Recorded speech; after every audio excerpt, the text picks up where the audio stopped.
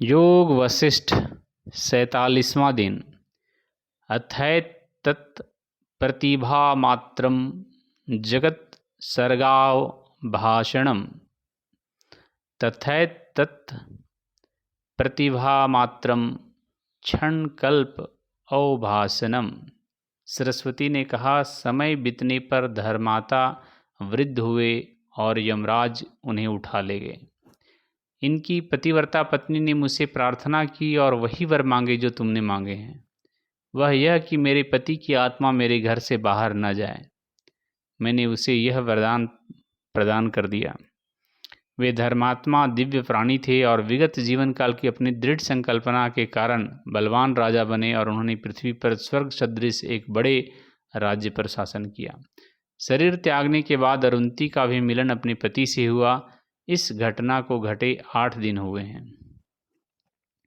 लीला, यह वही धर्मात्मा है जो अब तुम्हारे पति हैं और राजा हैं।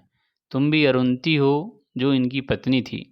अज्ञान और भ्रम के कारण ऐसा प्रतीत होता है कि यह सब कुछ असीम चेतना में घटा है, पर सच्चाई यह है कि कुछ हुआ ही नहीं। मैं झूठ नहीं कहती, सच कह रही हूँ। सुनने में अविश्वसनीय है, परंतु ऐसा प्रतीत होता है कि राज्य प्राप्ति की इच्छा के कारण ही उन धर्मात्मा को झोंपड़ी में राज्य निर्मित हुआ। भूतकाल की स्मृति प्रछन्न होती है। तुम दोनों ने फिर से जन्म लिया है। मृत्यु स्वप्न से निवृत्त होने की अवस्था है। जन्म यदि इच्छा से हो तो वह इच्छा या मरीचिका की लहरों के समान ही असत्य है। इस सारी सृष्टि के बाद भी उन धर्मात्मा का घर पहले की तरह है। निश्चय ही हर परमाणु के अंदर संसार दर संसार है।